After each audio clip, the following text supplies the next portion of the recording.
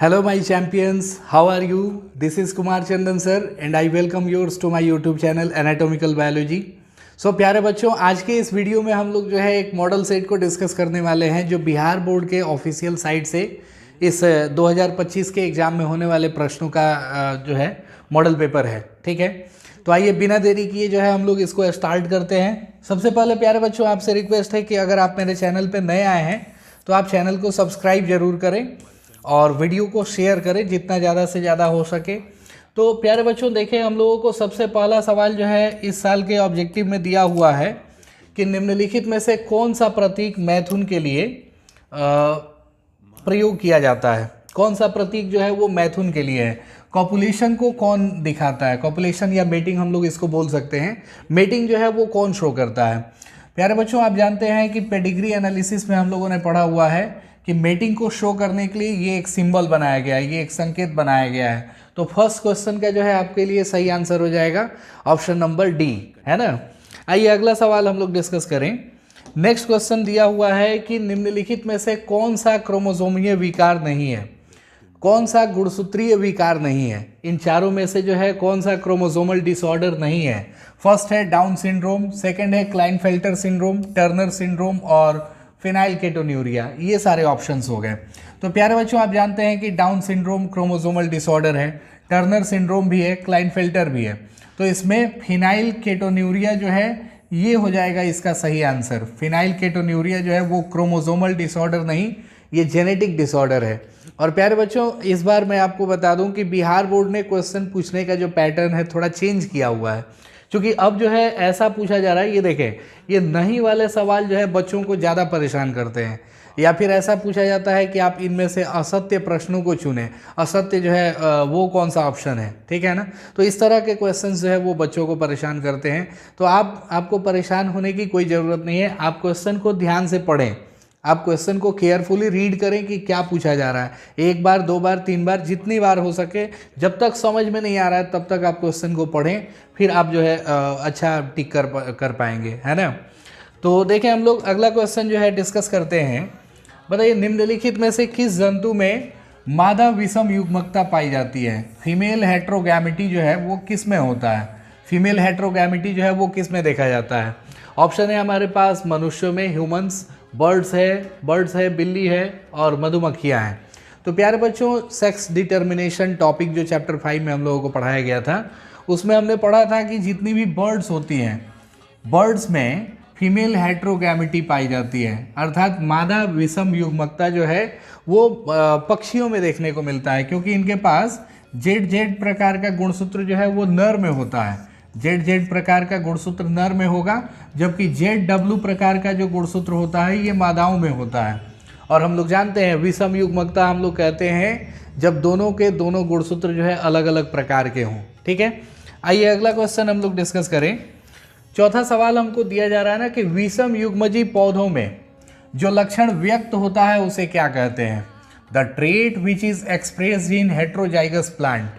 Heterozygous plant में कौन सा ट्रेट जो है वो एक्सप्लेन किया जाता है, एक्सप्रेस होता है, ठीक है ना, ये हमसे पूछा जा रहा है। तो प्यारे बच्चों हेट्रोजाइगस जितने भी प्लांट्स होते हैं उनमें जो कैरेक्टर एक्सप्रेस होता है वो है डोमिनेंट, ठीक है ना। प्रभावी लक्षण जो है वो हेट्रोजाइगस प्लांट्स में एक्सप्रेस होता है। विषम युग्मजी पौधों में जो लक्षण व्यक्त होता है वो है डोमिनेंट कैरेक्टर, ठीक है।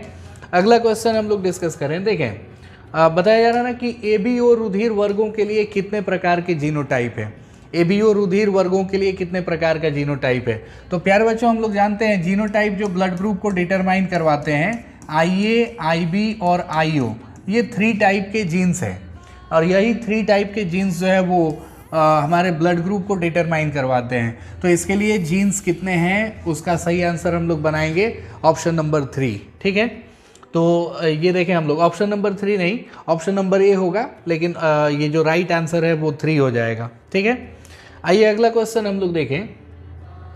निम्नलिखित में से किस वैज्ञानिक ने रिकॉम्बिनेशन मैप बनाया था। रिकॉम्बिनेशन मैप जो है वो किसने प्रिपेयर किया था।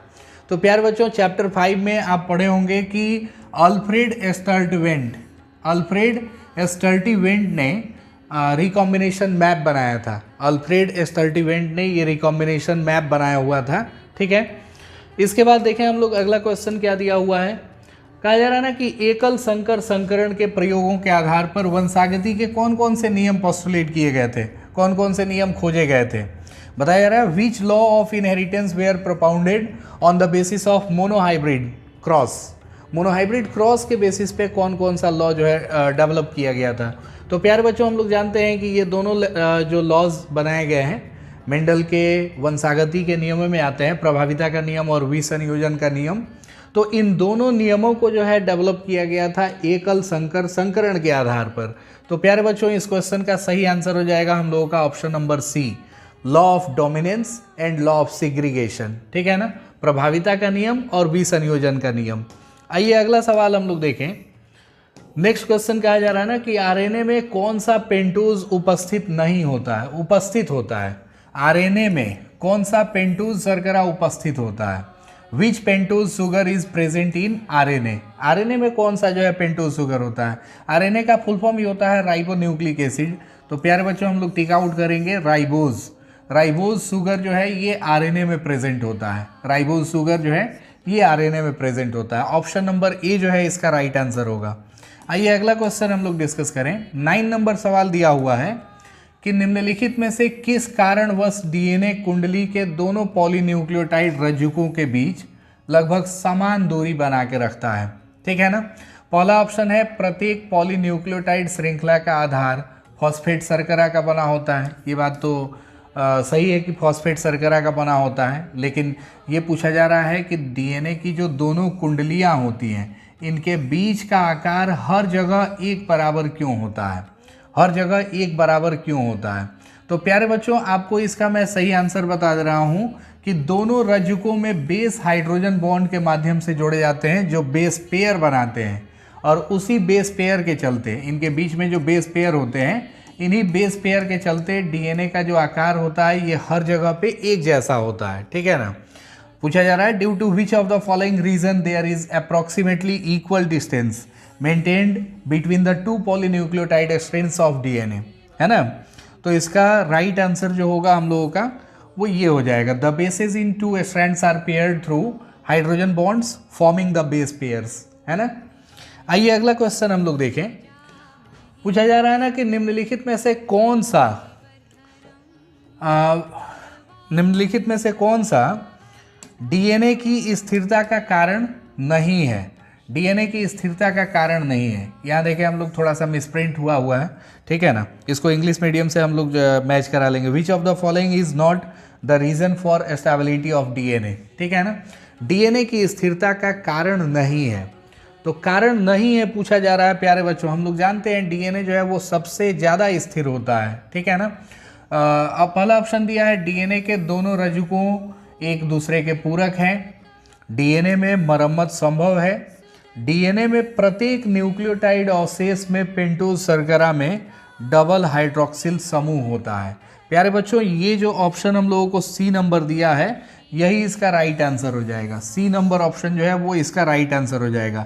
डीएनए में प्रत्येक न्यूक्लियोटाइड अवशेष में पेंटोज शर्करा में 2 हाइड्रोक्सिल समूह होता है, ये बात गलत है। ठीक है ना, पेंटोज शर्करा में डीएनए वाले में हाइड्रोक्सिल समूह नहीं होता है, उसमें हाइड्रोजन समूह होता है। ठीक है। अगला क्वेश्चन हम लोग देखें, एक बार इंग्लिश में भी हम लोग इसको कर लेते हैं। Which of the following is not the reason for stability of DNA. तो अभी मैंने बताया कि 3rd नंबर ऑप्शन जो है इसका राइट आंसर है। In DNA every nucleotide residue has 2 hydroxyl group in the pentose sugar, that is not correct, है ना। आइए एक अगला क्वेश्चन हम लोग डिस्कस करें।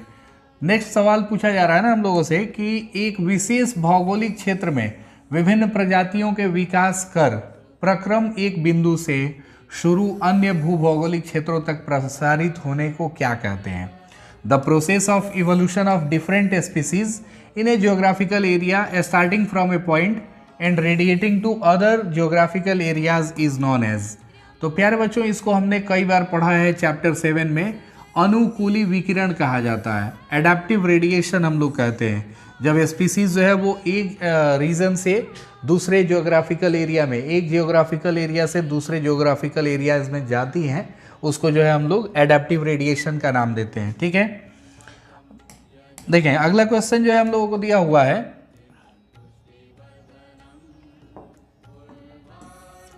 निम्नलिखित में से कौन कथन जीवन की उत्पत्ति के बारे में असत्य है? जीवन की उत्पत्ति के बारे में कौन सा कथन असत्य है? ओपेरिन और हाल्डेन के अनुसार जीवन का पहला स्वरूप पूर्ण विद्यमान जीवन रहित कार्बनिक अणुओं से आया हुआ हो सकता है। यह पहला स्टेटमेंट दिया गया है। जीवन की उत्पत्ति के समय वायुमंडल में मुक्त ऑक्सीजन नहीं था। यह दूसरा ऑप्शन दिया गया है। पृथ्वी की संरचना 4.5 मिलियन वर्ष पूर्व मानी जाती है। ये भी बात सही है। प्यारे बच्चों, अब तक हमने जितना पढ़ा है वो सारा का सारा ऑप्शन सही है। देखें, लास्ट वाला हम लोग एक बार पढ़ते हैं। मिलर ने अपने प्रयोग में बंद फ्लास्क में ऑक्सीजन, ये यहीं पे गलत हो रहा है ना। मिलर ने अपने प्रयोग में ऑक्सीजन नहीं लिया था। प्यारे बच्चों, मैं आपको बता दूं, मिलर ने अपने प्रयोग में ऑक्सीजन नहीं लिया था। उन्होंने क्या क्या लिया था? CH4 लिया था, NH3 लिया था, NH3, H2O लिया था, है ना, और H2 हाइड्रोजन गैस। ये 4 चीज़ें मिलर ने अपने प्रयोग में ली थी। उसमें ऑक्सीजन की मात्रा नहीं थी। ऑक्सीजन जो है इन्होंने नहीं लिया था। ठीक है। हाँ, ये बात सही है कि 800 डिग्री सेल्सियस तापक्रम पर विद्युत डिस्चार्ज का प्रयोग किया, लेकिन ये जो है ऑक्सीजन, ये एक राइट आंसर नहीं है। ठीक है ना। अगला क्वेश्चन देखें हम लोग। सेम क्वेश्चन को एक बार जो है इंग्लिश में रिपीट कर लेते हैं। Which of the following statements is false about the origin of life? तो अभी मैंने बताया आपको आंसर इसका। In his experiment Miller used oxygen, methane, hydrogen, ammonia and electric discharge at 800 degree Celsius temperature in a closed flask. ठीक है, तो ये डी नंबर ऑप्शन जो है इसका सही हो जाएगा, है ना। आइए अगला क्वेश्चन हम लोग देखें। निम्नलिखित में से किसके द्वारा डीएनए उंगली छापी तकनीक का विकास किया गया था? डीएनए उंगली छापी तकनीक का विकास जो है प्यारे बच्चों हम लोग जानते हैं, DNA finger printing, DNA profiling, DNA profiling हो गया, और डीएनए फिंगर प्रिंटिंग, डीएनए उंगली छापन जिसको हम लोग कह लेते हैं। इसकी खोज सर एलेक्स जेफरी ने की थी। तो इसका सही आंसर जो है ऑप्शन नंबर ए हो जाएगा। ठीक है। आइए अगला क्वेश्चन हम लोग देखें। बताया जा रहा है ना कि निम्नलिखित में से किस स्थल पर दमनकारी प्रोटीन लैक ओपेरॉन से बंधता है? दमनकारी प्रोटीन, प्यारे बच्चों मैं आपको बता दूं कि ये जो लैक ओपेरॉन है, इसमें हम लोगों को एक सीक्वेंस याद कराया गया होगा, पिपोजिया। ठीक है ना, पिपोजिया। तो पिपोजिया में हम लोग ये चीज़ याद रखें, ZYA। ठीक है ना, ये तीनों जो है स्ट्रक्चरल जीन्स होते हैं, ZYA जो है स्ट्रक्चरल जीन्स होते हैं। लेकिन ये पूछा जा रहा है कि दमनकारी प्रोटीन जो है वो किससे जुड़ता है? तो दमनकारी प्रोटीन जो है प्यारे बच्चों हम लोग पढ़ा होगा, ऑपरेटर रीजन से जुड़ता है। ऑपरेटर, है ना। तो ऑपरेटर यानी प्रचालक स्थल हम लोग लिख देंगे इसका आंसर। इसका राइट आंसर जो है वो ऑप्शन नंबर बी हो जाएगा, प्रचालक स्थल। ठीक है ना।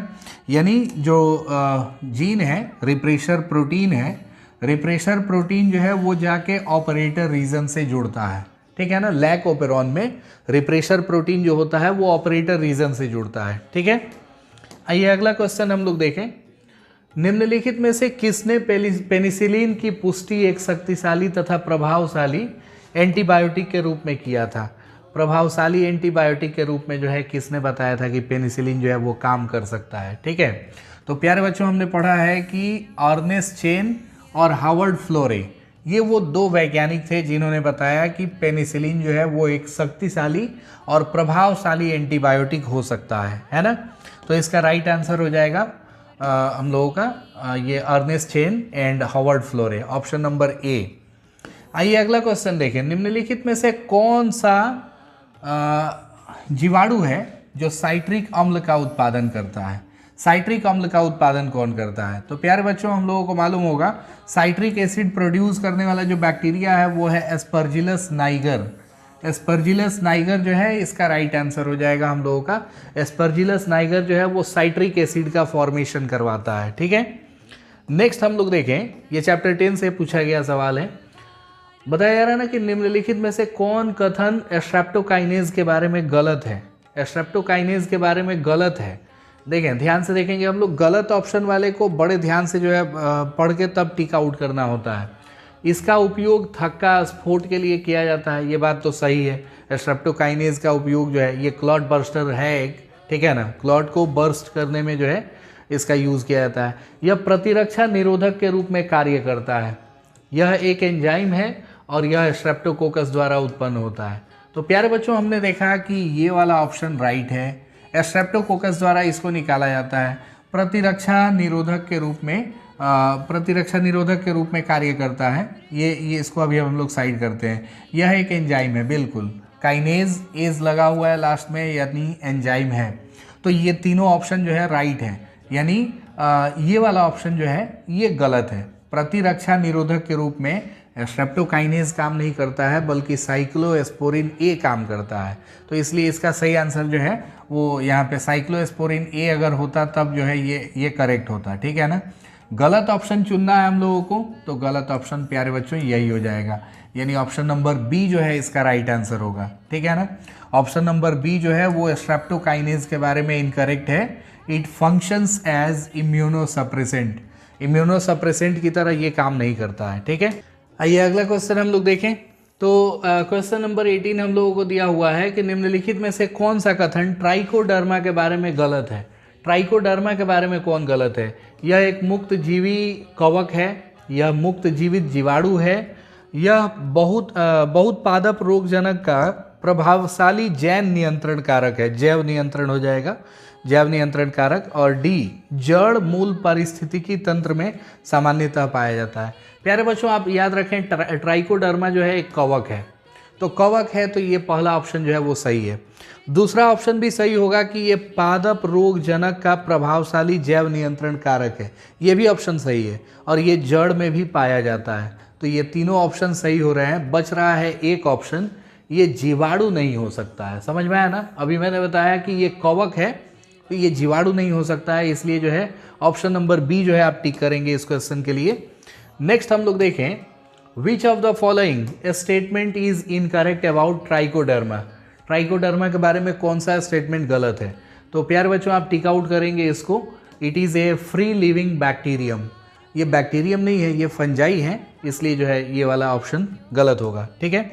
आइए नेक्स्ट क्वेश्चन हम लोग डिस्कस करें। अगला सवाल जो है पूछा जा रहा है ना कि निम्नलिखित में से कौन कवक को माइकोराइजा बनाता है। कौन कवक को माइकोराइजा बनाता है ये देखना है हम लोगों को। तो कवक को माइकोराइजा बनाने का काम प्यारे बच्चों करता है ग्लोमस, और इसका राइट आंसर हो जाएगा आपको ग्लोमस, ठीक है ना। ग्लोमस जो है वो कवक को माइकोराइजा बनाता है, ठीक है। देखिए नेक्स्ट क्वेश्चन जो है सामने हमारे, रक्त परिसंचरण की खोज किसने करी थी। तो प्यारे बच्चों आपको चैप्टर 8 के फर्स्ट टॉपिक में ही बताया गया था, विलियम हार्वे। समझ में आया ना? विलियम हार्वे ने रक्त परिसंचरण, ब्लड सर्कुलेटरी सिस्टम की खोज करी थी। ब्लड सर्कुलेशन को खोजा था विलियम हार्वे ने, है ना। तो देखें नेक्स्ट क्वेश्चन हम लोग बनाते हैं। निम्नलिखित में से कौन सा कथन हीरोइन के बारे में असत्य है। हीरोइन के बारे में देखें, यह अवसादक है, ये बात सही है, अवसादक है ये। यह नाक द्वारा सांस लेकर या टीके के द्वारा लिया जाता है, ये भी बात सही है। इसे मॉर्फिन के एसिटिलीकरण द्वारा प्राप्त किया जाता है, ये भी बात सही है। एक क्वेश्चन जो है दिया गया है कि इसे कोक भी कहते हैं। प्यारे बच्चों हीरोइन को कोक नहीं कहते हैं, ठीक है ना, हीरोइन को कोक नहीं कहा जाता है। तो ये जो डी नंबर ऑप्शन है ना, ये इसके बारे में, हीरोइन के बारे में असत्य है, ठीक है। बार बार मैंने बताया आपको कि असत्य क्वेश्चन को जो है आपको बहुत अच्छे से जो है देखना है। मतलब असत्य क्वेश्चन के लिए जब भी पूछा जाता है ना, तो आप एक बार सोचें उसमें कि कौन सा ऑप्शन जो है वो ज़्यादा मतलब मैच कर रहा है हमारे क्वेश्चन से, ठीक है। क्योंकि ये सब सवाल असत्य है वाला सवाल आपको कंफ्यूज करने के लिए ही दिया जाता है, ताकि आप पढ़ें और कंफ्यूज हों, ठीक है ना। वहाँ बड़े ही मतलब सावधानी से आपको आंसर देना होता है। या फिर आपके पास एक और ऑप्शन है कि आप इस क्वेश्चन को स्किप कर दें, अगर समझ में नहीं आ रहा है आप इसको स्किप करें। स्किप करके ऑलरेडी हम लोगों को डबल क्वेश्चन दिया जा रहा है, ओनली 35 जो है अटैम्प्ट करना है, तो 35 अटैम्प्ट करना है, तो उसके हिसाब से हम लोग जो है ट्रीट करेंगे इसको। देखिए नेक्स्ट क्वेश्चन जो है हम लोगों को बताया गया है ना कि which of the following statement is false about heroin. तो प्यारे बच्चों आप डी नंबर ऑप्शन जो है टिक करेंगे। It is also called Coke, it is not called Coke, ठीक है ना। कोक हम लोग नहीं कहते हैं हीरोइन को। देखिए अगला क्वेश्चन जो है कह रहा है ना कि मैलिग्नेंट ट्यूमर से निकली हुई कोशिकाओं का रक्त दूर दराज स्थलों पर पहुंचना क्या कहलाता है। The spreading of cells from malignant tumours through blood to distance site is called. Malignant tumour से जो सेल्स रिलीज होती हैं, स्प्रेड होती हैं, वो ब्लड के थ्रू अलग अलग डिस्टेंस पे जाती हैं, अलग अलग बॉडी के रीजन पे जाती हैं, उसको हम लोग क्या कहते हैं? प्यारे बच्चों आप याद रखें, दैट इज़ कॉल्ड मेटास्टैसिस। ठीक है ना, इसको हम लोग मेटास्टैसिस बोलते हैं। कैंसर से, एड्स से हर बार सवाल रहता है एग्जाम में, कुछ ना कुछ सवाल जो है ज़रूर दिया जाता है। तो इन टॉपिक्स को आप बड़े ध्यान से पढ़ लेंगे, इन टॉपिक्स पे जो है आपका फोकस होना चाहिए, कैंसर, एड्स और जीवाणु जनित रोग। ठीक है, आइए अगला सवाल देखें हम लोग। निम्नलिखित में से कौन सा कथन एड्स के बारे में असत्य है? पहला है कि यह एक विषाणु रोग है, ये बात सही है, हमको असत्य चुनना है। फिर से आप देखेंगे असत्य चुनना है हम लोगों को। ठीक है, तो पहला ऑप्शन जो है वो मतलब सही है। ठीक है, यह ह्यूमन इम्यूनो डेफिशिएंसी वायरस के चलते होता है, ये भी बात सही है। HIV से संक्रामक एवं एड्स के लक्षण प्रकट होने के बीच हमेशा समयांतराल होता है, ये भी बात सही है। तो एक ऑप्शन आपका बच जाता है, एड्स में संक्रमित व्यक्ति में बी लसिकाणुओं की संख्या में उत्तरोत्तर कमी होती है। प्यारे बच्चों यहाँ बी नहीं बल्कि टी होगा, समझ में आया ना? अगर टी दिया होता तो ये ऑप्शन सही होता, अगर टी दिया होता तो ये ऑप्शन सही होता है, क्योंकि हम लोग जानते हैं HIV जो है वो टी लिम्फोसाइट्स को किल करता है। तो टी लिम्फोसाइट्स को मारता है, इसका मतलब कि ये बी लिम्फोसाइट दिया है, यानी ये वाला ऑप्शन गलत है। तो इस क्वेश्चन के लिए जो है सही आंसर हमारा हो जाएगा ऑप्शन नंबर डी। ठीक है ना, which of the following statement is incorrect about ads?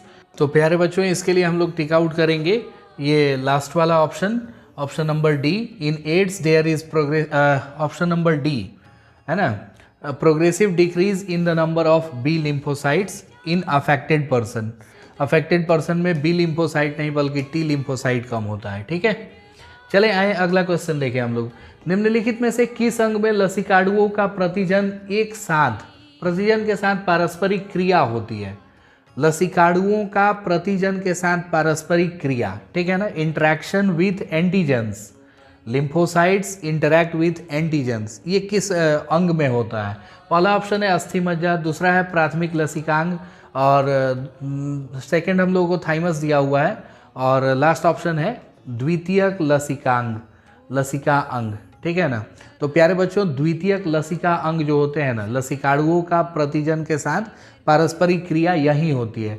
Secondary lymphoid organs जो होते हैं यहीं पे इंटरैक्ट करते हैं लिम्फोसाइट एंटीजन से। ठीक है, तो इस क्वेश्चन का राइट आंसर जो है हम लोगों का ऑप्शन नंबर डी हो जाएगा। आए अगला क्वेश्चन देखें हम लोग। निम्नलिखित में से कौन सा एक स्व प्रतिरक्षा रोग है? Auto immune disease. चैप्टर 8 में हम लोगों ने पढ़ा होगा, चैप्टर 8 में, कि ऑटो इम्यून डिजीज में रूमेटॉइड अर्थराइटिस आ जाता है। रूमेटॉइड अर्थराइटिस जो है वो एक टाइप का ऑटो इम्यून डिजीज है। ठीक है, आगे अगला क्वेश्चन हम लोग देखें।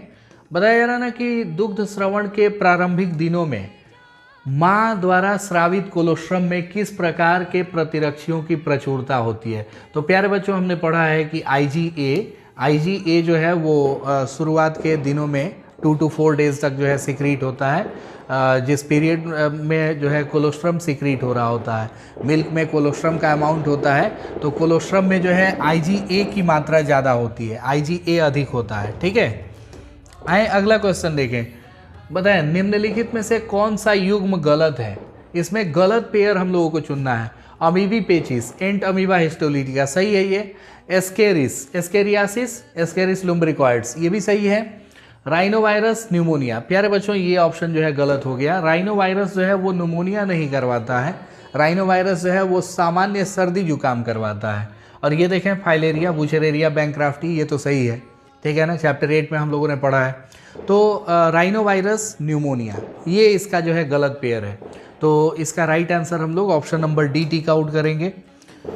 एक और क्वेश्चन देखें हम लोग। Which of the following pair is incorrect? Amoebic dysentery, entamoeba histolytica, ascariasis, ascaris lumbricoides, filaria, wuchereria bancrofti and rhinovirus pneumonia. तो अभी मैंने बताया कि राइनोवायरस जो है वो न्यूमोनिया नहीं कॉज करवाता है, बल्कि ये कॉज करवाता है क्या चीज़? Common cold. तो इसका राइट आंसर जो है हम लोगों का ऑप्शन नंबर डी होगा। देखिए नेक्स्ट क्वेश्चन। निम्नलिखित में टाइफाइड के बारे में कौन सा कथन असत्य है? टाइफाइड के बारे में कौन सा कथन असत्य है? तो प्यारे बच्चों ये पहला ही ऑप्शन हम लोग देख रहे हैं, ये असत्य है। टाइफाइड के बारे में हम लोगों ने पढ़ा है कि ये साल्मोनेला टाइफिम्यूरियम के द्वारा होता है, और साल्मोनेला टाइफिम्यूरियम एक बैक्टीरिया है, जबकि यहाँ दे रहा है कि ये विषाणु द्वारा होने वाला रोग है। तो इसलिए इसका राइट आंसर जो हो जाएगा हम लोगों का option number A, it is caused by virus. That is incorrect about typhoid, है ना। नेक्स्ट क्वेश्चन देखें हम लोग। अगला सवाल कहा जा रहा है ना कि कपास के मुकुल कृमि को नियंत्रित करने वाले प्रोटीन किन जीन्स द्वारा कूटबद्ध होते हैं। तो ये हम लोगों ने चैप्टर 11 में पढ़ा हुआ है कि मुकुल कृमि जो होते हैं, बर्डवर्म जो होते हैं, ठीक है ना, बॉलवर्म को कंट्रोल किया जाता है बीटी कॉटन में, ठीक है ना। तो बीटी कॉटन में एक जीन डाला जाता है, जीन का नाम है Cry1AC और Cry2AB। Cry1AC तथा Cry2AB इस जीन को डाला जाता है किस में, कपास के पौधे में, मुकुल कृमि को नियंत्रित करने के लिए, ठीक है। अगला सवाल कहा जा रहा है कि निम्नलिखित में से कौन परिपक्व इंसुलिन में नहीं होता है। तो प्यारे बच्चों, आप जानते हैं कि परिपक्व इंसुलिन में, देखें, इंसुलिन में जो है, जो रॉ इंसुलिन होता है उसमें टोटल 3 चेन होता है, 3 श्रृंखलाएं होती हैं, ठीक है ना। लेकिन जब वो परिपक्व हो जाता है, मैच्योर हो जाता है, तो उसमें पॉलीपेप्टाइड श्रृंखला सी नहीं होती है। तो पॉलीपेप्टाइड श्रृंखला सी जो है हम लोग टिक आउट करेंगे, ये परिपक्व इंसुलिन में नहीं होता है, ठीक है ना। मैच्योर जो इंसुलिन होगा, मैच्योर इंसुलिन में देखें हम लोग what is absent in mature insulin. तो प्यारे बच्चों, हम लोग टिक आउट करेंगे पॉलीपेप्टाइड चेन सी। पॉलीपेप्टाइड चेन सी नहीं होता है मैच्योर इंसुलिन में। आइए अगला सवाल हम लोग देखते हैं। बताया जा रहा है ना कि निम्नलिखित में से कौन सा प्रतिजन पारस्परिक क्रिया के सिद्धांत पर आधारित है। पहला ऑप्शन है हम लोगों का पीसीआर, दूसरा है एलिसा, आणविक निदान, ultrasonography. Which of the following is based on the principle of antigen antibody interaction. तो प्यारे बच्चों, हम लोगों ने पढ़ा है कि ये जो एलिसा टेस्ट होता है, एलिसा टेस्ट जो है वो एंटीजन एंटीबॉडी के ही बेसिस पे होता है, ठीक है ना। तो इस क्वेश्चन का राइट आंसर हम लोगों का हो जाएगा ऑप्शन नंबर बी।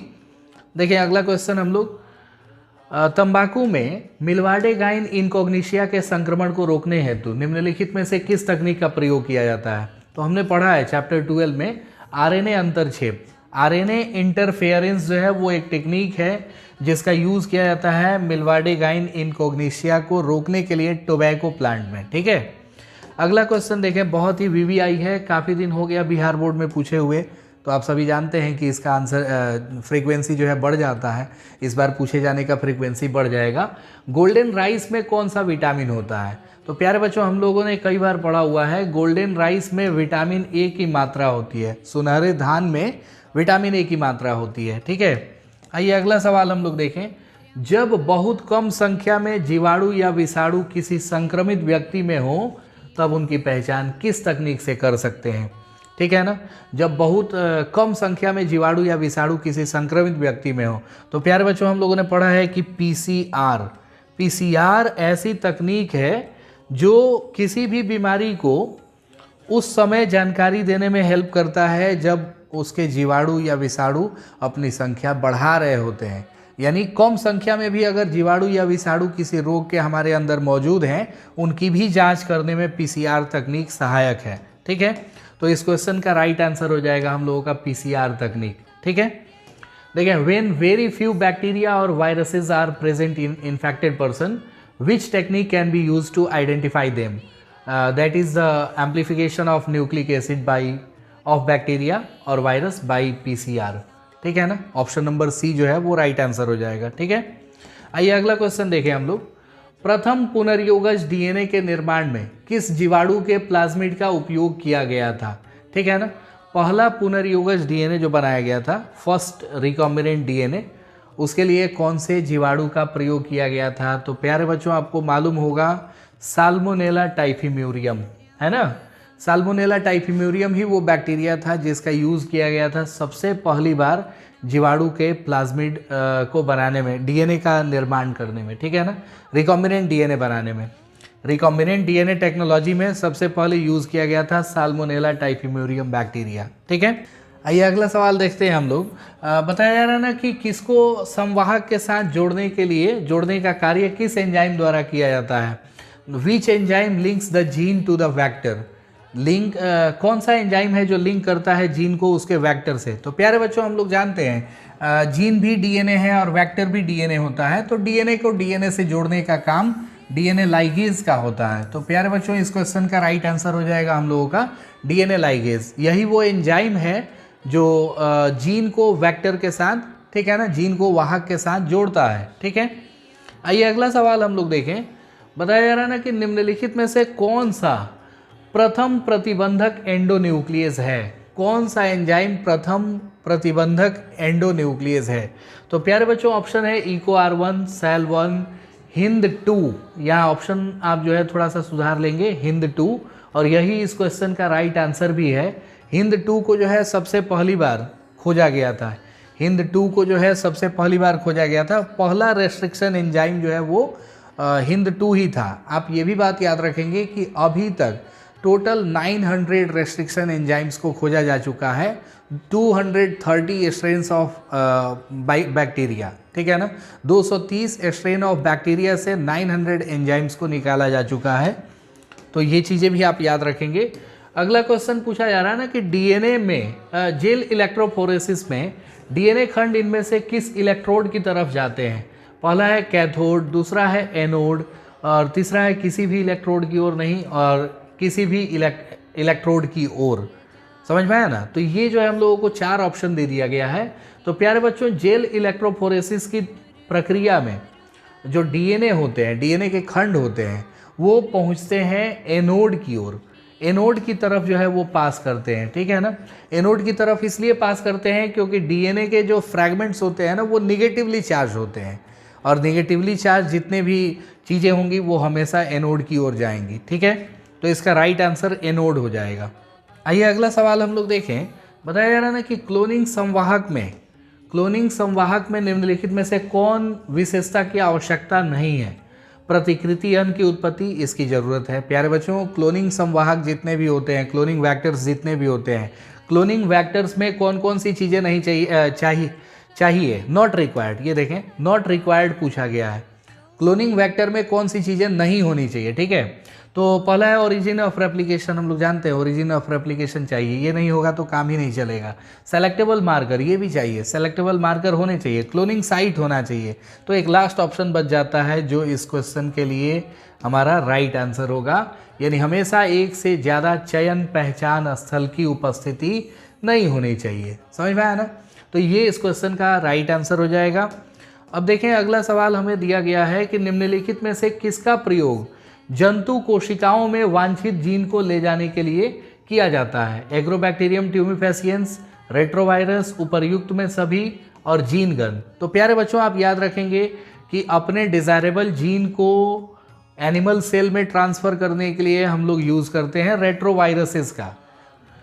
आइए अगला सवाल देखें हम लोग। नेक्स्ट क्वेश्चन हम लोगों को दिया गया है ना कि जीवाणु कोशिका से डीएनए प्राप्त करने के लिए किस एंजाइम का प्रयोग किया जाता है? जीवाणु कोशिका से डीएनए प्राप्त करने के लिए प्यारे बच्चों हमने पढ़ा है लाइसोजाइम का यूज़ किया जाता है, यानी जो आइसोलेटिंग प्रोसेस होता है डीएनए का बैक्टीरिया से, उसमें हम लोग लाइसोजाइम एंजाइम का यूज़ करते हैं। काइटिनेज का यूज़ किया जाता है फंजाई से, कवक से, ठीक है ना, कवकों से, और सेल्यूलेज का यूज़ किया जाता है पौधों से, ठीक है ना। इन तीनों को आप याद रखेंगे। पेक्टिनेज को हटा दें, इसकी ज़रूरत नहीं है यहाँ। सेल्यूलेज हो गया, ये पौधों की कोशिकाओं के लिए प्रयोग होता है। लाइसोजाइम हो गया जीवाणुओं की कोशिका के लिए, और काइटिनेज हो गया कवकों की कोशिका के लिए, ठीक है। आइए अगला सवाल हम लोग देखें। प्रतिबंधन एंडोन्यूक्लियस के बारे में कौन सा कथन असत्य है? पहला है कि प्रतिबंधन एंडोन्यूक्लियस एक प्रकार के एंजाइम है। दूसरा है प्रतिबंधन एंडोन्यूक्लियस डीएनए को विशिष्ट स्थलों पर करते हैं। प्रतिबंधन एंडोन्यूक्लियस विशिष्ट पैलिंड्रोमिक सीक्वेंस को पहचानते हैं, और प्रतिबंधन एंडोन्यूक्लियस डीएनए के प्रवर्धन के लिए उपयोग होता है। प्यारे बच्चों आप देख रहे होंगे ये वाला राइट आंसर नहीं है। समझ में आया ना? डी नंबर ऑप्शन जो है वो इसका राइट आंसर नहीं है, आपको असत्य ही चुनना है। ये देखें डीएनए के प्रवर्धन, डीएनए का एम्प्लीफिकेशन, तो डीएनए का एम्प्लीफिकेशन करने के लिए रेस्ट्रिक्शन एंजाइम का यूज़ नहीं किया जाता है, ठीक है ना। Restriction endonuclease can not be used for amplification of DNA, ठीक है ना। डीएनए के प्रवर्धन में इसका उपयोग नहीं होता है। आइए अगला सवाल हम लोग देखें। उस अलैंगिक प्रजनन को क्या कहते हैं जो लैंगिक प्रजनन में अनुहारक है? लैंगिक प्रजनन में जो अनुहारक है, ठीक है ना। अनिषेक जनित, असंग जनन, प्रसुप्ति, बहुभ्रूणता। देखें, which term is use to describe asexual reproduction that mimics sexual reproduction. तो प्यारे बच्चों, इस क्वेश्चन का राइट आंसर हो जाएगा असंग जनन। असंग जनन जो होता है ये लैंगिक प्रजनन में अनुहारक है, अलैंगिक प्रजनन की तरह ही होता है, ठीक है ना, असंग जनन। तो इस क्वेश्चन का राइट आंसर हो जाएगा हम लोगों का एपोमिक्सिस। एपोमिक्सिस जो है वो राइट आंसर हो जाएगा। अगला क्वेश्चन हम लोग देख लें, 44 नंबर क्वेश्चन जो है, कहा जा रहा है ना कि निम्नलिखित में से किस फल के विकास में पुष्पासन की भूमिका नहीं होती है। तो प्यारे बच्चों, इस क्वेश्चन का राइट आंसर हम लोग टिक करेंगे टोमेटो, टमाटर। Thalamus does not play role in development of which flowering fruit. तो इसका राइट आंसर हो जाएगा हम लोगों का टोमेटो, ठीक है। नेक्स्ट क्वेश्चन हम लोग डिस्कस करें, निम्नलिखित में से किस बीज में भ्रूणपोष पूरी तरह से विकासशील भ्रूण द्वारा उपयोग किया जाता है। निम्नलिखित में से किस बीज में भ्रूणपोष पूरी तरह से विकासशील भ्रूण द्वारा उपयोग नहीं किया जाता है। मूंगफली में तो कर लिया जाता है। इसका राइट आंसर जो है हम लोगों का नारियल होगा। नारियल में जब एम्ब्रायो का डेवलपमेंट होता है तो इंडोस्पर्म पूरी तरह से कंज्यूम नहीं किया जाता है प्यारे बच्चों। तो इसका राइट आंसर हो जाएगा हम लोगों का कोकोनट, ठीक है, नारियल हो जाएगा इसका सही आंसर। अगला सवाल देखें, निम्नलिखित में से कौन सा जोड़ा गलत है। ये देखें, आप बहुत अच्छे से बनाएंगे इसको पढ़ के। युग्मनज, युग्मनज से भ्रूण विकसित होता है, बिल्कुल सही। घास परिवार के बीज पत्र को एस्क्यूटेलम कहते हैं, ये भी सही है।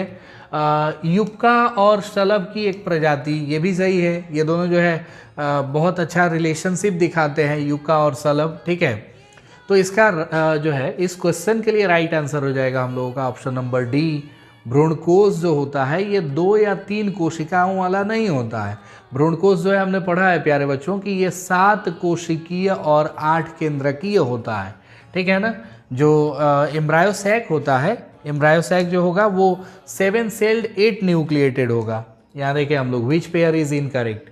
Zygote to embryo scutellum is called cotyledon of grass family and yucca species of a moth. ये तीनों राइट आंसर है हमारे।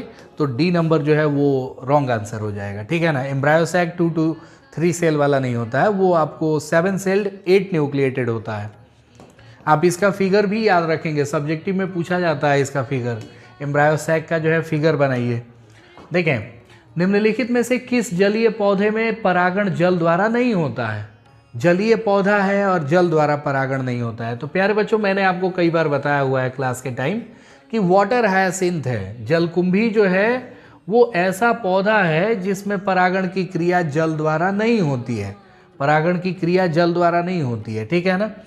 अगला क्वेश्चन देखें हम लोग, एक पादप के एक पुष्प के पराग कणों का दूसरे पुष्प के वर्तिकाग्र तक स्थानांतरण क्या कहलाता है।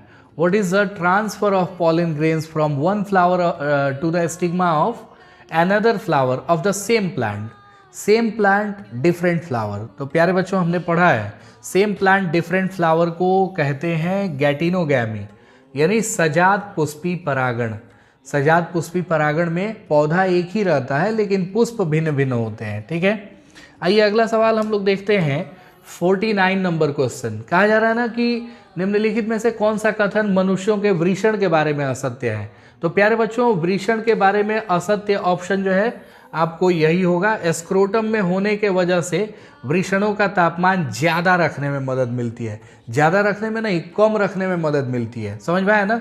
2 to 3 degree Celsius come temperature चाहिए वृषण को स्पर्म का फॉर्मेशन कराने के लिए। तो इसका राइट आंसर जो होगा हम लोगों का ऑप्शन नंबर सी हो जाएगा, ठीक है। ऑप्शन नंबर सी हो जाएगा।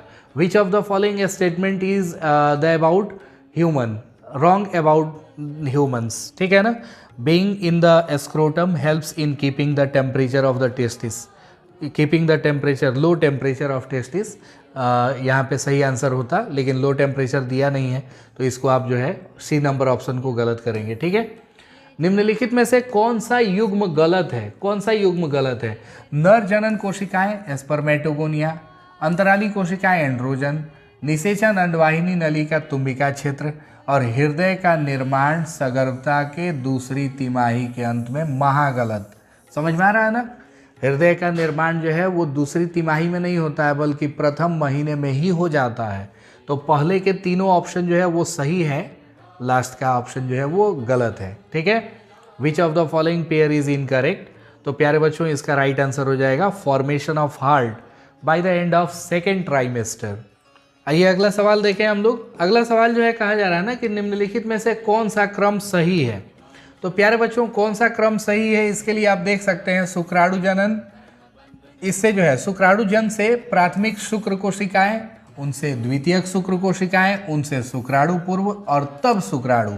तो ये पहला वाला जो ऑप्शन हम लोग देख रहे हैं ना, ये राइट आंसर होगा इसका। एस्पर्मेटोगोनिया, एस्पर्मेटोगोनिया से प्राइमरी स्पर्मेटोसाइट, उससे सेकेंडरी स्पर्मेटोसाइट, फिर उससे स्पर्मेटिड, स्पर्मेटिड के बाद स्पर्मेटोजोआ। तो इस तरह से जो है फर्स्ट ऑप्शन जो है वो हम लोगों का राइट आंसर हो जाएगा, ठीक है। आइए अगला क्वेश्चन हम लोग देखें। अगला क्वेश्चन कहा जा रहा है ना कि प्रथम रजोधर्म चक्र क्या कहलाता है। फर्स्ट मेंस्ट्रुअल साइकिल को हम लोग क्या कहते हैं। फर्स्ट मेंस्ट्रुअल साइकिल को menstrual cycle, menarche, oestrus cycle, menopause, आर्तव चक्र, रजो निवृत्ति, रजो दर्शन, ठीक है। पहला मासिक चक्र जो होता है वो होता है रजो दर्शन, मेनार्की के नाम से जिसको हम लोग जानते हैं, ठीक है। आइए अगला सवाल हम लोग देख ले। 53 नंबर बताया जा रहा है ना कि निम्नलिखित में से किसका प्रयोग भ्रूण में होने वाले विभिन्न आनुवांशिक विकार की उपस्थिति का पता लगाने में किया जाता है। तो प्यारे बच्चों आपको मालूम होगा चैप्टर 4 में आपने पढ़ा हुआ है कि एमनियोसेंटेसिस एक ऐसी तकनीक है जो 16 सप्ताह से पहले कराया जाता है, ठीक है ना, 16 सप्ताह से पहले। और भ्रूण में ये किसी भी प्रकार के आनुवांशिक विकार के साथ साथ उसके लिंग का भी विवरण देता है, ठीक है। तो इस प्रकार से ये एमनियोसेंटेसिस जो है इसका राइट आंसर हो जाएगा। निम्नलिखित में से कौन देश की आबादी बढ़ने का कारण नहीं है। तो प्यारे बच्चों आप देख रहे हैं देश की आबादी बढ़ने का कारण ये नहीं है, ART नहीं है, समझ में आ रहा है ना। एक है मृत्यु दर में तेज गिरावट, ठीक है ना, मृत्यु दर में तेज गिरावट ये तो नहीं है। मृत्यु दर और शिशु मातृ मृत्यु दर में कमी ये भी नहीं है। जनन आयु वाले लोगों की संख्या में वृद्धि, ये सभी जो है कारण है जनसंख्या बढ़ने के, ये एक कारण नहीं है जनसंख्या बढ़ने का, ठीक है, ART। अगला हम लोग देखें। निम्नलिखित में से कौन सा संक्रमण यौन संचारित है। यौन संचारित संक्रमण जो है वो कौन सा है। ट्राइकोफाइटोन नहीं होगा, गोनोरिया हो जाएगा प्यारे बच्चों, गोनोरिया, सिफिलिस, ठीक है ना, सुजाक और उपदंश आप जानते होंगे। गोनोरिया जो है वो एक सेक्सुअली ट्रांसमिटेड इन्फेक्शन है, ठीक है। तो इसका राइट आंसर जो है गोनोरिया हो जाएगा। आइए अगला सवाल हम लोग देखें। थोड़ा सा फास्ट में चल रहा हूँ ताकि जल्दी से ये सेशन जो है हम लोग कंप्लीट करें। आगे मैं और भी सेशन लेके आता रहूँगा, आप मेरे चैनल पे जुड़े रहें। अभी आप मेरे चैनल के प्लेलिस्ट में जाके, और अगर आपको क्रैश कोर्स का मटेरियल चाहिए आप उसको भी देख सकते हैं। चैप्टर वाइज 1 शॉट चाहिए उसको भी आप देख सकते हैं। ऑब्जेक्टिव चाहिए चैप्टर वाइज तो वो भी आप देख सकते हैं। मैंने सबका वीडियो बना के रखा है, आप बस प्लेलिस्ट में जाएं और उसको सर्च करें, एंजॉय करें घर पे बैठे बैठे। देखें निम्नलिखित में से कौन अपने जीवन काल में एक बार प्रजनन करता है। ये तो हम लोगों ने कई बार पढ़ा हुआ है प्यारे बच्चों। बांस जो है, बम्बू, वो एक ऐसा ऑर्गेनिज्म है जो अपने लाइफ में, पूरे लाइफ में एक ही बार रिप्रोडक्शन करता है, ठीक है। अगला क्वेश्चन देखें। निम्नलिखित में से किसे ऑस्ट्रेलिया में नागफनी को नियंत्रित करने के लिए प्रयोग किया गया। एक प्रकार का सलब हो जाएगा प्यारे बच्चों, एक प्रकार का सलब हो जाएगा, क्योंकि 1920 में हमने देखा था कि हैवोक क्रिएट किया था, ठीक है ना, तबाही मचा दिया था अपुंसिया, ठीक है ना, अपुंसिया यानी नागफनी का पौधा। उसको कंट्रोल करने के लिए एक प्रकार का सलब जो है वो यूज़ किया गया था। एक ऑप्शन गंबूसिया दिया है, इसके बारे में मैं आपको बता देता हूँ। गंबूसिया को यूज़ किया जाता है जहाँ पे ठहरा हुआ जल हो, पानी जो है वो काफ़ी दिन से जमा हुआ है, उसको उसमें मच्छरों के लार्वा विकसित ना हो, इसके लिए जो है प्रयोग किया जाता है गंबूसिया का, ठीक है। तो इसको भी आप याद रखेंगे, इंपॉर्टेंट क्वेश्चन बनता है इससे। निम्नलिखित में से कौन परभक्षण की भूमिका नहीं है। पहला है ऊर्जा स्थानांतरण के लिए सन्नाल का कार्य, शिकार समष्टि को नियंत्रित करना, जातियों की विविधता को बनाए रखने में मदद करता है, स्पर्धी शिकार जातियों के बीच प्रतिस्पर्धा का बढ़ना। प्यारे बच्चों आप बताएं जरा इसका आंसर क्या होगा। ये हम लोगों को चैप्टर नंबर 14 से क्वेश्चन दिया हुआ है, ठीक है। आप बताएं इसका आंसर क्या होगा। देखें प्यारे बच्चों, इस क्वेश्चन का राइट आंसर हो जाएगा हम लोगों का increase the intensity of competition among competing prey species, ठीक है ना। Which of the following is not a role of predation, तो प्रीडेशन का ये रोल नहीं है। Increase the intensity of competition among competing prey species, स्पर्धी शिकार जातियों के बीच प्रतिस्पर्धा को बढ़ाना, ठीक है ना, ये इसका रोल नहीं है, ठीक है। आइए अगला सवाल हम लोग देखें, उस प्रक्रम को क्या कहते हैं जिसमें एक जाति की योग्यता दूसरी जाति की उपस्थिति में घट जाती है। पहला ऑप्शन है स्पर्धा, दूसरा है परजीविता, तीसरा है परभक्षण और चौथा है सहोपकारिता, ठीक है ना। ये 4 ऑप्शन हम लोगों को दिए हुए हैं। उस प्रक्रम को क्या कहते हैं जिसमें एक जाति की योग्यता दूसरी जाति की उपस्थिति में घट जाती है, तो प्यारे बच्चों उसको हम लोग कंपटीशन कहते हैं, उसको हम लोग स्पर्धा कहते हैं, स्पर्धा।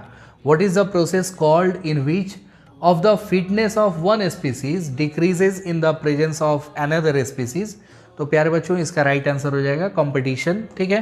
आइए अगला सवाल हम लोग देखें, क्लाउन मछली और समुद्री एनीमोन के समष्टियों की पारस्परिक क्रिया इनमें से किसका उदाहरण है। तो प्यारे बच्चों हम लोग जो है बताएंगे सहभोजिता का उदाहरण है।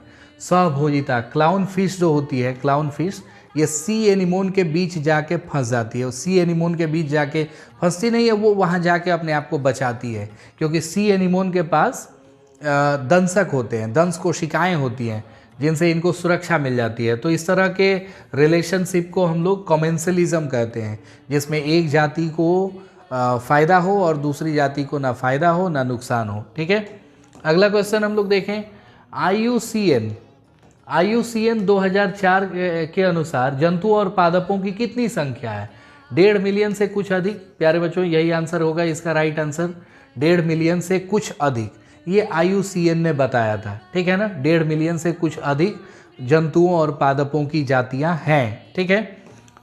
ये देखें हम लोग, the total number of animal and plant species according to IUCN 2004, वहाँ आप करेक्ट कर लेंगे, 2004 होगा, is slightly more than 1.5 million, more than 1.5 million, option number A is the right answer, है ना। आइए अगला सवाल हम लोग देखते हैं, बताया जा रहा है ना कि 2002 में सतत विकास पर विश्व शिखर सम्मेलन कहाँ हुआ था। जोहान्सबर्ग में हुआ था प्यारे बच्चों, जोहान्सबर्ग में हुआ था। पहला 1992 में हुआ था एक, ठीक है, और दूसरा जो है वो पहला जो 1992 में हुआ था वो रियो डी जेनेरियो में हुआ था, और दूसरा जो हुआ था वो जोहान्सबर्ग में हुआ था 2002 में। तो जोहान्सबर्ग आप टिक करके रखेंगे इसको, इस क्वेश्चन के लिए, ठीक है। अगला हम लोग देखें, निम्नलिखित में से कौन सा जैव विविधता के संरक्षण के लिए एक संकीर्ण रूप से उपयोगी तर्क है। प्रकृति से प्रत्यक्ष रूप से अनगिनत आर्थिक लाभ, पारितंत्र में सेवाओं में मुख्य भूमिका, परागण, सौंदर्यात्मक लाभ। विच of the following is a narrowly useful argument for conserving biodiversity, countless direct economic benefit from nature, major role in ecosystem, pollination, aesthetic pleasure। बताएं प्यारे बच्चों, आप इसका आंसर बताएं फटाफट। देखें प्यारे बच्चों, इसका राइट आंसर हो जाएगा हम लोगों का ऑप्शन नंबर ए, ऑप्शन नंबर ए हो जाएगा, प्रकृति से प्रत्यक्ष रूप से अनगिनत आर्थिक लाभ। इसको नैरोली यूटिलिटेरियन आर्गुमेंट्स में रखा गया है, ठीक है। अगला क्वेश्चन देखें हम लोग, निम्नलिखित में कौन जाति अति दोहन के कारण विलुप्त हो गई प्यारे बच्चों। स्टेलर समुद्री गाय, स्टेलर समुद्री गाय हमने पढ़ा है कि ये अति दोहन के कारण जो है विलुप्त हो गई, ठीक है ना। स्टेलर सी काऊ जो है वो एक्सटिंक्ट हो गई ड्यू टू ओवर एक्सप्लॉइटेशन, ठीक है, ये इसका आंसर हो जाएगा। अगला क्वेश्चन हम लोग देखें, बताया जा रहा है ना कि विश्व की, भारत की वैश्विक जातीय विविधता कितनी है। भारत की वैश्विक जातीय विविधता कितनी है। 2.4, 22, 8.1, 16। प्यारे बच्चों इसका राइट आंसर हो जाएगा 8.1। जो ग्लोबल स्पीसीज डाइवर्सिटी है हमारे यहाँ की वो 8.1 है, ठीक है। आइए अगला सवाल हम लोग डिस्कस करें, प्रकाश संश्लेषण के दौरान कार्बनिक तत्व की उत्पादन दर को क्या कहते हैं हम लोग। उत्पादकता, नेट प्राथमिक उत्पादकता, सकल प्राथमिक उत्पादकता और द्वितीयक उत्पादकता, ठीक है। What is the rate of production of organic matter during photosynthesis. आप बताएं प्यारे बच्चों इसका राइट आंसर क्या होगा। Productivity, net primary productivity, secondary productivity, gross primary productivity. प्यारे बच्चों जल्दी से बताएं इसका आंसर। देखें जो फोटोसिंथेसिस के बाद जो फॉर्मेशन होता है बायोमास का, ठीक है ना, प्रकाश संश्लेषण के दौरान जो कार्बनिक तत्व का उत्पादन होता है उसको हम लोग सकल प्राथमिक उत्पादकता कहते हैं, ग्रॉस प्राइमरी प्रोडक्टिविटी कहते हैं। तो ऑप्शन बी जो है इसका राइट आंसर हो जाएगा। ठीक है, आइए अगला सवाल हम लोग देखें। अगला क्वेश्चन जो है हम लोगों को कहा जा रहा है ना कि निम्नलिखित में से कौन सी प्रक्रिया अपघटन में शामिल नहीं है। प्यारे बच्चों हम लोग जानते हैं अपघटन में जो है टोटल 5 प्रक्रियाएं शामिल होती हैं, जिसमें खंडन भी है, उपचय भी है, निच्छालन भी है और ह्यूमिफिकेशन भी है। तो एक बार फिर से पढ़ें, निम्नलिखित में से कौन सी प्रक्रिया अपघटन में नहीं है, अपघटन में शामिल नहीं है। प्यारे बच्चों उपचय जो है ये नहीं होता है, उपचय जो है वो जो है अपघटन की प्रक्रिया में शामिल नहीं होता है। विच of the following process is not involve in decomposition? Anabolism, anabolism is not involve in decomposition. अगला क्वेश्चन देखें, पौधे जो है प्रकाश संश्लेषणात्मक विकिरण का कितना प्रतिशत ग्रहण करते हैं? तो प्यारे बच्चों इसका राइट आंसर हो जाएगा 2 से 10%। जो सूर्य से जो प्रकाश की किरणें आती हैं उसका 50% से भी अधिक भाग वो प्रकाश संश्लेषण के लिए योग्य होता है, लेकिन पौधे उस 50% का मात्र 2 से 10% यूज़ करते हैं। तो 2 से 10% जो है वो इसका राइट आंसर हो जाएगा। ठीक है, एक बार देखें इसी क्वेश्चन को। What percentage of photosynthetically active radiation? आप इसका फुल फॉर्म भी याद रखेंगे, फुल फॉर्म भी पूछा जाता है, PAR, photosynthetically active radiation. Do plants capture? Plants जो है वो कितना कैप्चर करते हैं? तो इसका राइट आंसर हो जाएगा हम लोगों का 2 to 10%। ठीक है, आइए अगला सवाल देखें हम लोग। खाद्य अप्रद खाद्य श्रृंखला निम्नलिखित में से किससे होती है?